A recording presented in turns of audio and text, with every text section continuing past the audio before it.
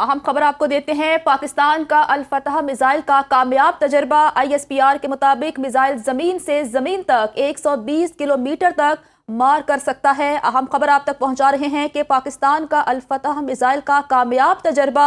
ISPR का कहना है कि मिसाइल जमीन से जमीन तक 120 किलोमीटर तक मार कर सकता है। पाकिस्तान ने अल-फतह मिसाइल का कामयाब तजर्बा कर लिया है और ISPR का इस हवाले से कहना है कि अल-फतह मिसाइल जमीन से जमीन तक 120 किलोमीटर तक मार कर सकता है। अहम खबर आप तक पहुंचा रहे हैं कि पाकिस्तान ने अल-फतह मिसाइल का कामयाब तजर्बा किया है और ISPR का इस हवाले से कहना है कि अल-फतह मिसाइल जमीन से जमीन तक 120 किलोमीटर तक मार कर सकता है। पाकिस्तान का अल-फतह मिसाइल का कामयाब तजर्बा।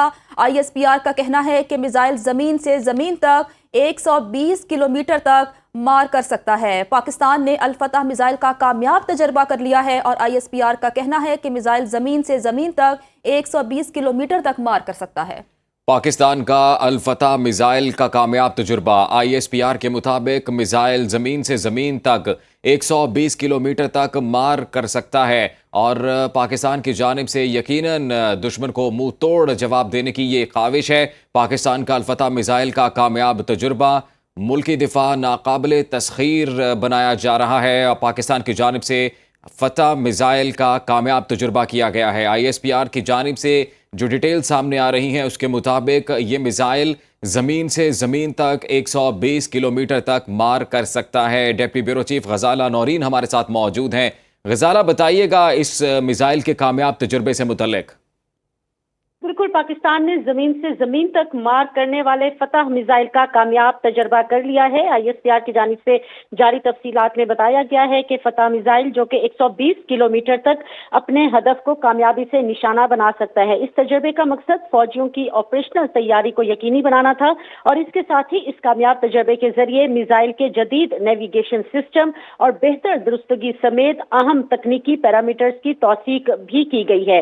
पाक फौज के सीनियर अफसरान के साथ साथ पाकिस्तान के स्ट्रेटेजिक इदारों के अफसरान, साइंसदानों और इंजीनियर्स ने इस कामयाब तजर्बे का मुशाहिदा किया। ISPR की जानिब से कहा गया है कि chairman joint chiefs of staff committee और चीफ ऑफ आर्मी स्टाफ ने हिस्सा लेने वाले फौजियों, साइंसदानों और इंजीनियर्स को कामयाब तजर्बे पर मुबारकबाद भी दी है, जबकि अस्करी क़यादत ने पाकिस्तान की इलाकाई सालमियत के खिलाफ किसी भी जाहिरियत को नाकाम बनाने के लिए पाक फौज की ऑपरेशनल तैयारियों और तकनीकी महारत पर मुकम्मल एतमाद का इजहार भी किया है। जी गजाला, ये बताइएगा कि फतह मिसाइल का कामयाब तजुर्बा जिस मौके पर किया जा रहा है इसकी टाइमिंग कितनी इंपॉर्टेंट है?